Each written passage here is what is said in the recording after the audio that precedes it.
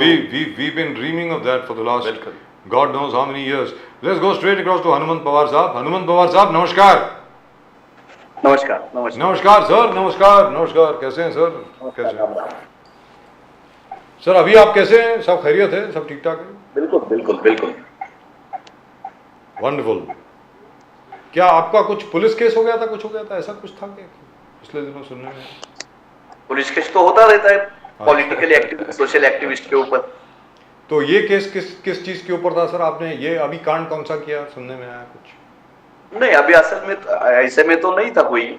अच्छा, चलिए सर आप ये बताइए दो चीजें. एक तो राहुल गांधी की बढ़ती हुई शोहरत और लोकप्रियता, उससे बहुत लोग बहुत डिस्टर्ब हो गए. वो जो पप्पू प्रोपेगेंडा था वो बैकफायर हो गया. मोदी जी ने बालक बुद्धि कह दिया. लोकसभा में लोगों ने कोशिश करी बालक बुद्धि और बढ़ाने के लिए. अब वो कोई बाल कृष्ण की बात करनी लोगों ने शुरू कर दी, श्री राम की बात शुरू कर दी, ध्रुव की बात शुरू कर दी, बालक ध्रुव की, और वो वीर भरत की बात शुरू कर दी, वगैरह वगैरह वगैरह. तो वो बालक बुद्धि वाला जो प्रोपेगेंडा था वो भी जरा थोड़ा सा फिसल गया. अब ये क्या करेंगे सर? हनुमंत पवार साहब आप कौन सा अटैक आने वाला है आप पे? जरा आप बता दीजिए. आप ही बता दें. हिरण्यकश्यप भारत के पुराण कथा में हिरण्यकश्यप बोल के एक राक्षस था जी. उसकी कथा बहुत सुनी जाती है, सुनाई जाती है. ये हिरण्यकश्यप ने भी एक बार बालक बोला था. जिसको उन्होंने बालक बोला था उन्होंने ही हिरण्यकश्यप का अंत किया था. तो मैं पुराण पढ़ने वाला आदमी हूँ, मैं सहिष्णु हिंदू आदमी हूँ, वारकरी आदमी हूँ. तो बालक बुद्धि मोदी साहब ने राहुल जी को संसद में बोलना ये तो अच्छी बात नहीं थी. पंतप्रधान पद की एक गरिमा है. राहुल जी गांधी अब संसद के लीडर है, हमारे अपोजिशन के लीडर है. तो मोदी साहब ने बालक बुद्धि बोलना राहुल जी को अभी तो बंद करना चाहिए. कल ट्विटर पे, फेसबुक पे, सोशल मीडिया पे पूरे हिंदुस्तान में एक हैशटैग चला था जो बालक बुद्धि के नाम से चला था. नरेंद्र मोदी साहब ने बालक बुद्धि से भी नीचे गिरे हुए कितने स्टेटमेंट किए थे, कौन कौन सी टर्म्स का यूज किया था, वो सब पूरे देश में कल सोशल मीडिया पे छा गया था. तो अब नरेंद्र मोदी साहब ने ये समझ के लेना चाहिए कि राहुल जी गांधी इस देश के विपक्ष की आवाज है, आम जनता की आवाज है, किसानों की, विद्यार्थियों की, महिलाओं की, बेरोजगार युवाओं की आवाज राहुल जी गांधी है. जब भी कभी अब राहुल जी का जिक्र करे तो मोदी साहब ने उनका आदर करना चाहिए. हिंदुस्तान के जो लोग हैं जिन्होंने कांग्रेस को वोट दिया है, जिन्होंने इंडिया आघाड़ी को वोट दिया है, वो लोगों का सम्मान करना चाहिए. एक चीज है कि राहुल गांधी जी ने जिस प्रकार से हाईलाइट किया पार्लियामेंट और पार्लियामेंट के बाहर की महंगाई किस तरफ बढ़ा है, दूध, दाल, सब्जी, गैस, टोल, हर चीज बढ़ गया है. आज कांग्रेस का सही कैंपेन है कि सब्जी लेने आया था, मिर्ची खरीद के जा रहे हैं. यानी सब्जी लेने आया था, मिर्ची खरीद के जा रहे हैं. महंगाई इस कदर बढ़ है, पकोड़े भी महंगा पड़ गया, पकोड़ा तलने भी महंगा पड़ गया. और आपने जिस प्रकार स्टैटिस्टिक दी है कि बेसन भी 2014 जब आप छोड़ के गए थे तो 45 रुपीस पर किलो था, आज 170 पर किलो बेसन है. तो एक आज के तारीख में आपने जबरदस्त तरीके से महंगाई को आपने हाईलाइट करके देश के सामने रखा है. How do you see? बहुत राहुल गांधी जी का जबरदस्त स्टडी हो गया इस विषय पर. 2024 के लोकसभा चुनाव में इसीलिए लोगों ने कांग्रेस को वोट किया कि लोगों के जो बुनियादी सवाल है उसके ऊपर हमने संसद में बोलना है. संसद से लेकर सड़क तक कांग्रेस पार्टी इस देश की जनता के जो पेट के सवाल है, जो महंगाई का सवाल है, जिससे हमारी जनता जूझ रही है, 2 वक्त का खाना भी हमारे बच्चों के पेट में जाता है कि नहीं जाता है, ऐसी परिस्थिति इस 10 साल में मोदी सरकार ने करके रखी है. इसके ऊपर बात करना हमारा पहला कर्तव्य है. कांग्रेस अपने कर्तव्य को भली भांति जानती है. हम मोदी साहब से सवाल करेंगे कि आपने महंगाई कम करने के नाम पे 3 बार वोट मांगा है, लेकिन महंगाई बिल्कुल कम होती नहीं, दिन ब दिन बढ़ती जा रही है. इस देश में महंगाई के ऊपर इस सरकार ने बोलना चाहिए. संसद में मोदी साहब नहीं बोल रहे हैं. इस देश में सरकार ने महंगाई कम करने के लिए काम करना चाहिए. अपनी जो नीतियां है वो आम लोगों के लिए, गरीबों के लिए हित में होनी चाहिए. मोदी साहब इसके ऊपर बात नहीं कर रहे. तो कांग्रेस पार्टी सोशल मीडिया से, संसद से सड़क तक इस बात पे सरकार को घेर लेगी, इस बात पे सवाल पूछेगी। इसीलिए इस देश की जनता ने हमें संसद में भेजा है। इस देश की जनता को महंगाई से जूझते हुए हम नहीं देख सकते। मोदी साहब को ये देखना पड़ेगा, इस देश की महंगाई कम करनी पड़ेगी। खाद्य तेल के भाव हो, अरहर की दाल के भाव हो, या आपने जो जो चीजें बताई उसके भाव हो, 10 साल में 40 से 60% महंगाई बढ़ रही है। रिजर्व बैंक के जो भी कोई आला कमान अधिकारी बैठे हैं, पूरे इकोनॉमिस्ट हमारे बैठे हैं, पूरा केंद्र सरकार हमारा बैठा है, लेकिन हमारी आम जनता के पेट में जाने वाला अनाज भी हम सस्ते में नहीं दे रहे हैं। तो इस देश की सरकार की जो ये खामियां है, इसके लिए ही हम विरोध में बैठे हैं, इसके ऊपर ही हम बात करेंगे। 25 जून संविधान हत्या दिवस। संविधान हत्या दिवस बीजेपी ने कहा कि पूरे देश मनाएंगे हर साल 25 जून, मगर आप एक कदम आगे जाकर कहा कि 4 जून को हम लोग मोदी मुक्ति दिवस मनाएंगे। मोदी मुक्ति दिवस, और ये दिन है कि लोगों ने लोकतंत्र को चाहा, संविधान को खात्मा करने वालों को मेजॉरिटी से कम स्थान दे दिया। तो ये क्या लोकतंत्र खतरे में? आज भी वही आप कह रहे हैं कि संविधान खतरे में है, लोकतंत्र खतरे में है, इंस्टीट्यूशंस को बीजेपी ने टोटली डिस्ट्रॉय कर दिया है, टोटल एनफोर्समेंट। तो क्या है ये, क्या सच, ये आप क्या हाईलाइट करना चाहते हैं हनुमंत पवार जी? इमरजेंसी पे इस देश ने मैडम इंदिरा जी को सवाल पूछा था। इंदिरा जी ने इमरजेंसी लगाने के बाद इस देश से माफी मांगी थी। लोगों ने वो माफी स्वीकार करके बड़े बहुमत से इंदिरा जी को पुनः सत्ता में लाया था। राहुल जी जो हमारे आज के लीडर है, इन्होंने कभी भी इमरजेंसी का समर्थन किया नहीं, वो गलत थी, ये सीना तान के मीडिया के सामने बोला है। अब रही बात मोदी साहब की, इस 10 साल में संविधान को बदलने चले थे ये लोग। देश की मतदाताओं ने, यहाँ के लोगों ने मोदी साहब को उससे रोका है। मोदी साहब संसद को, भले ही संसद भवन में संविधान को माथे पे लगाते हो, उसके आगे झुकते हो, लेकिन 10 साल में जो काम किया उन्होंने, वो संविधान को तार तार करके बाजू में रखने वाला ही काम था। अलग अलग पार्टियों को तोड़ना हो, सेंट्रल एजेंसी का गैरवापर हो, सेंट्रल एजेंसी का डर दिखाना हो, अपने जो अपोजिशन है उसकी आवाज दबाना हो, ये सब तरीके संविधान को बाजू में बिठा के अपने तानाशाही, अपनी हुकुमशाही को, अपना जो एक कैरेक्टर है मोदी साहब का कि हम किसी का सुनेंगे नहीं, किसी की बात हम जनता के सामने रखने नहीं देंगे, जनता के बुनियादी मुद्दों पे हम बात नहीं करेंगे, मीडिया से लेके एमपी से लेके स्पोक पर्सन से लेके सामाजिक कार्यकर्ताओं को हम उठा के जेल में डाल देंगे, तो ये अघोषित आनी बानी है, अनडिक्लेयर इमरजेंसी इसे कहते हैं। मोदी साहब ने 10 साल वैसे ही यहाँ काम किया है, आगे जाके ये मोदी साहब को करना महंगा पड़ सकता है। विपक्ष मजबूती से संसद में आया है, इस देश के लोगों ने संविधान के पक्ष में वोटिंग किया है। मोदी साहब को संविधान के बताए रास्ते पे ही चलना होगा। लेकिन जहां तक कि अभी तक का प्रश्न है, जब ये बात सामने आती है तो भारतीय जनता पार्टी के जितने भी नेता और प्रवक्ता हैं वो ये कहते हैं कि बीजेपी को 240 सीट मिली हैं, कांग्रेस को तो सिर्फ 99 मिली हैं, और कांग्रेस ऐसे उछल के बात कर रही है कि जैसे वो लोग सत्ता में बैठे हों। अभी भी पिछली 3 चुनाव में आप 100 का आंकड़ा टच नहीं कर पाए हैं, ऐसा बीजेपी का कहना है। हनुमंत पवार साहब, 6000 करोड़ रुपए आपने केंद्रीय सत्ता का गैर इस्तेमाल करके अपने जेब में डाले, इलेक्ट्रल बॉन्ड उसे कहते थे। पूरी सेंट्रल एजेंसी आपके साथ में थी, ईडी थी, सीबीआई थी, यहां तक कि कोर्ट का भी आपने गैर इस्तेमाल किया।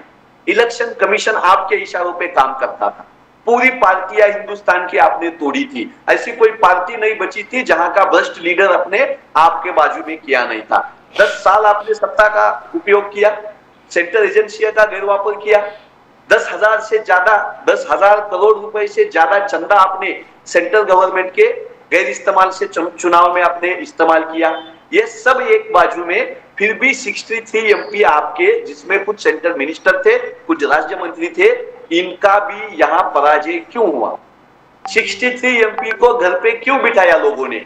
ये सवाल बीजेपी ने अपने आप से पूछने की ज्यादा जरूरत है।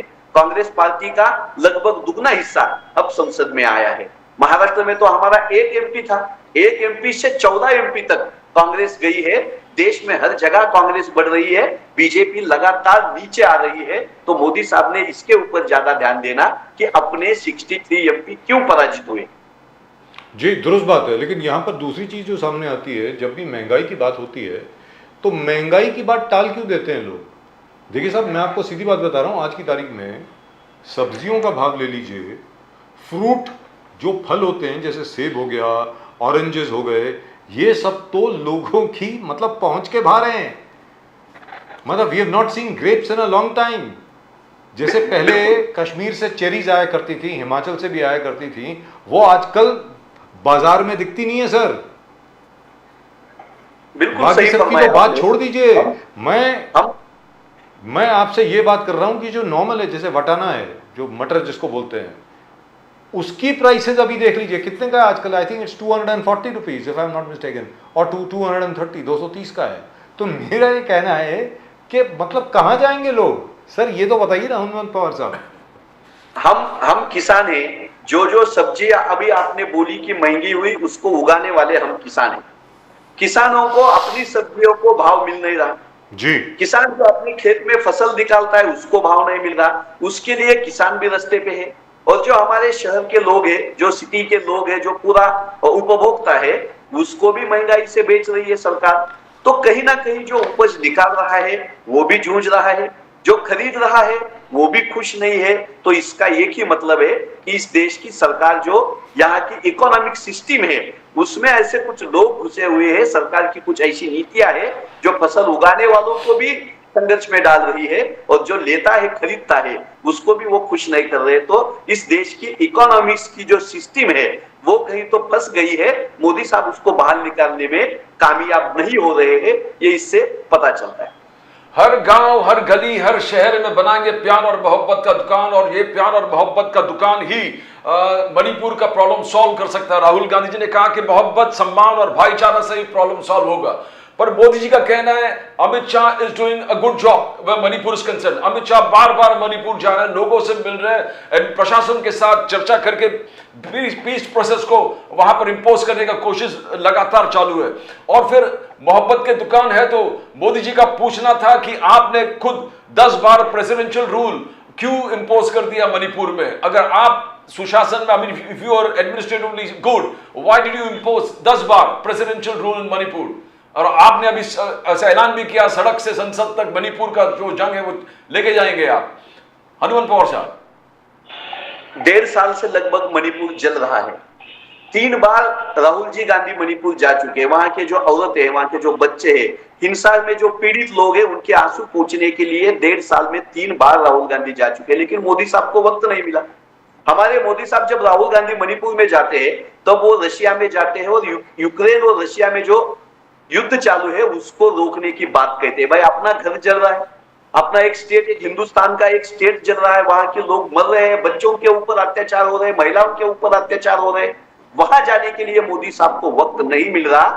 देश विदेश में मोदी साहब घूमते हैं, चुनाव में मोदी साहब आपको मिलेंगे, प्रचार सभा में मोदी साहब आपको मिलेंगे, प्रदेश में मोदी साहब आपको मिलेंगे, लेकिन हमारे मणिपुर के भाई बहन सोच रहे हैं, पूछ रहे हैं कि इस देश के प्राइम मिनिस्टर का 56 इंची छाती, इतना चौड़ा छाती वाला आदमी कहां जाके बैठा है। ये कहीं ना कहीं मोदी साहब का मणिपुर की तरफ का जो रवैया है वो ये दिखा देता है कि ये संवेदनशील नेता नहीं है, इनको अपने देश की पड़ी नहीं है। जहां जहां संघर्ष हो रहा है, जहां जहां मारकाट हो रही है, जहां जहां महिलाओं पे अत्याचार, बच्चों पे अत्याचार हो रहे हैं, वहां मोदी साहब आंख बंद करके बैठे हुए हैं। तो कहीं ना कहीं देश पूछ रहा है कि राहुल जी गांधी को जाने के लिए वक्त मिलता है, उनको महिलाओं के आंसू पोंछने के लिए वक्त है, लेकिन मोदी साहब को क्यों नहीं है? ऐसा क्या है? ये बताइए सर, सॉरी आपको रोक रहा हूं, मोदी साहब वहां जाने के लिए डरते हैं। हनुमंत पवार साहब, राहुल गांधी जी मणिपुर गए, हम सबको बहुत अच्छा लगा। तो मणिपुर में कुछ जर्नलिस्ट वही सवाल उनसे क्यों पूछ रहे हैं जो बीजेपी वाले पूछ रहे हैं कि यहाँ पर आप आकर के क्या आग लगाने के लिए आए हैं, यहाँ पर आकर के आप टेंशन फैलाने के लिए आए हैं? अरे आप, वो लोग तो मणिपुर के हैं ना, वो ऐसे सवाल क्यों पूछ रहे हैं sir? Finally he had to get up and he had to leave the press conference. Rahul Gandhi ji ने ये कहा कि भाई देखो, यहाँ पे मैं लड़ने नहीं आया हूँ, मैं किस चीज के लिए आया हूँ सबको मालूम है, तो ये सब सवाल मुझसे मत पूछिए। जी हनुमंत पवार साहब, ये क्या है? नंबियार साहब हो या आप बजाज साहब हो, आप जनता के सवाल उठाने वाले जर्नलिस्ट हो, आपको मैं इस दौर में, आप जैसी पत्रकारिता को मैं सैल्यूट करता हूं। लेकिन हमारे राहुल गांधी साहब मीडिया के कुछ लोगों के लिए ये शब्द भी यूज करते हैं कि ये गोदी मीडिया है। तो गोदी मीडिया ने वहां लगाए हुए वो पत्रकार होंगे शायद, उनको समझ में आना चाहिए कि जब मणिपुर जल रहा है तो उसको शांत करने की जिम्मेदारी मोदी साहब की है, राहुल जी की नहीं। फिर भी राहुल जी वहां जाते हैं, अमन का पैगाम लेके जाते हैं, आंसू पोंछते हैं, प्यार से ही, अहिंसा से ही हर एक मसले का हल निकला जा सकता है, ये राहुल जी वहां जाके बोल रहे हैं, लेकिन मोदी साहब को वक्त नहीं मिला। प्रदीप जी, हनुमान पवार साहब, बात यह है कि मोदी जी ने ऐलान किया है कि Modi 3.0, Modi 3. Yeah. Now, I think he's been disconnected. Yes. We'll just get back to it. we'll get back. But the fact is, Pradeep ji, the fact is, irrespective of anything else, Mr. Modi did speak on Manipur in the Rajya Sabha. He did. After a lot of goading and Yes, a lot yes. of instigation, etc. Exactly. He could have spoken even in the Lok Sabha. In my personal opinion, Rahul Gandhi जी के का जो भी भाषण था उसके ऊपर मोदी जी को जवाब देना नहीं चाहिए था. He should rightfully have talked about his own plans. Very unfortunately, we don't know what his plans are as yet. I hope we come to know what the plan is for Modi 3.0 because I'm still not clear as to how the course correction is going to take place. For instance, on one thing I tend to agree with most economists all over the world, not just in India, that demonetization was a disaster. It was a disaster that we have not recovered from even now. आप जो मर्जी कह लीजिए, आप ये कह लीजिए कि भाई कश्मीर में और बाकी पाकिस्तान से बहुत करेंसी आ रही थी, ये आ रही थी, वो आ रही थी, वगैरह वगैरह, हो सकता है सर, वो तो अभी भी आ रही है, उसमें क्या है? So actually, if it was a success, BJP should have celebrated every year. They should have. This year is 8 नवंबर 8 बजे रात को हर रोज, जैसे अभी वो बोल रहे हैं ना क्या कि इमरजेंसी को लेकर Yes, के yes. संविधान हत्या दिवस, Yes, हत्या दिवस. वैसे ही एक डिमोनेटाइजेशन दिवस भी होना चाहिए, celebrate होना चाहिए. होना चाहिए, नोटबंदी दिवस, व्हाई नॉट? मतलब मेरा ये कहना है कि this is it destroyed all small businesses. जितने भी स्मॉल बिजनेसेस थे, जितने भी छोटे छोटे बिजनेस जितने भी थे, उन सबको डिस्ट्रॉय कर दिया गया. And that by the way is footage of mister Modi in Austria. That's Vienna, by the way. So Milind Narvekar, as Mani says. Milind Narvekar is one. Isn't that lovely? Milind Narvekar is one. So the only person who lost is Jayant Patil of the PWP. Yes, sir. जी, मिलिंद नार्वेकर साहब भी जीत गए. तो वैसे जीतना ही था, मतलब 11 तो जीतने ही थे ना, Yes, मतलब 11 सीट the तो थी second ना. votes, yes. तो सेकेंडरी वोट जो थे वो तो बाकी सब जीत गए, correct, except Jayant Patil. there was only one extra candidate. Yes, That was the sir. 12th candidate, He's and that lost. very unfortunately happened to be Mr. What's his name? Jayant Patil. Jayant Patil. And that, of course, is Mr. Modi wearing the Order of St. Andrew, the highest civilian award of Russia. St. Andrew happens to be the patron saint of Russia, so they say. Sir, you talked about demonetization. Yes. You talked about why the BJP is not celebrating it as a great achievement day. That's right. Every year. But along with that, the Congress blames the BJP कि आपने GST भी लाके और पूरे small business को उठा दिया of the ji. market. They give आंकड़े दे रहे हैं कि 54 lakhs unemployed in the unorganized sector, that is MSMEs and small industries which are not organized and which is not gazetted. तो उसके बाद कहते हैं कि COVID was bad planning. ये तीन चीज है, इन तीन चीजों को लेकर they have been very aggressive. The Congress has been very aggressive. Congress has said that these three things have destroyed the economy. And even COVID lockdown was unplanned. And all that the BJP can give in return, by the way, they don't talk about the number of businesses which have had to shut down. जो अभी आपने बात कही ना 54 लाख वगैरह वगैरह की GST की, जयराम रमेश जो बात कही उसके ऊपर कोई जवाब नहीं मिलता. ये जवाब मिलता है GST की कलेक्शन कितनी बढ़ गई है इस बार. That's it. और GST की कलेक्शन आपकी बढ़ी है, मानते हैं. But my point is at the end of the day, अरे सर काम कितना बढ़ गया है प्रदीप जी. बिल्कुल. आपने सिर्फ दुकान खोली है किन लोगों की? चार्टर्ड अकाउंटेंट्स की, कॉस्ट अकाउंटेंट्स की, जो स्पेशलाइज करते हैं जीएसटी में, चार्टर्ड अकाउंटेंट जो स्पेशलाइज करते हैं टैक्स में और एनफोर्समेंट डायरेक्टरेट के केसेस में, और लॉयर्स जो पीएमएलए के एक्सपर्ट्स हैं. सर आज की तारीख में उन सबकी दुकान खुल गई बहुत अच्छे तरीके से. मेरा ये कहना है बाकी सबका क्या, हिंदुस्तान में बाकी सब लोग भी तो रहते हैं. मतलब ये दिस इज समथिंग एम्प्लॉयमेंट के आंकड़े, राइट, एम्प्लॉयमेंट के आंकड़े बीजेपी सेज दैट 2000 2004 से लेके 2013 तक the Congress Manmohan Singh government could only generate about 2.9 crore employment, whereas from 2014 to 2023 the BJP has actually, Mr. Modi government has really got 12.5 crores employment. Now ये आंकड़े हैं जो BJP इस सब जगह फैला रहा है कि this is what we have done. The Modi government But Amit where? Kaal has got 12.5 crore employment generate हो गया है. But Pradeep ji, the fact remains. Against around 3 crores in the Manmohan Singh sir tenures. Manmohan Singh के tenure में जो employment generate हुई है वो totally completely it is there for all to see कि गवर्नमेंट में इतनी थी, इधर इतनी थी, इधर इतनी थी. जो मोदी जी बता रहे हैं, जो मोदी जी की सरकार अभी बता रही है, वो तो कह रही है भाई प्राइवेट इंडस्ट्री में मतलब ये लोग आए ना, कहाँ से आए, from where? That is what we need to I answer. really would like to know. I would love to see these statistics because these statistics, which used to be released, by the way, on a monthly basis and before that on a fortnightly basis by the Ministry of Labour, these figures, the Ministry of Labour has stopped releasing them from the last 15 years. From 2015. 2015 से ये figure release नहीं हो रहे, तो ये आंकड़े आए कहाँ से? मतलब in any event, but since the Prime Minister said it, and the Prime Minister said it on the floor of the House, I am reasonably certain it must be a verified figure. So I really would love to see it. In the 12.5. meantime,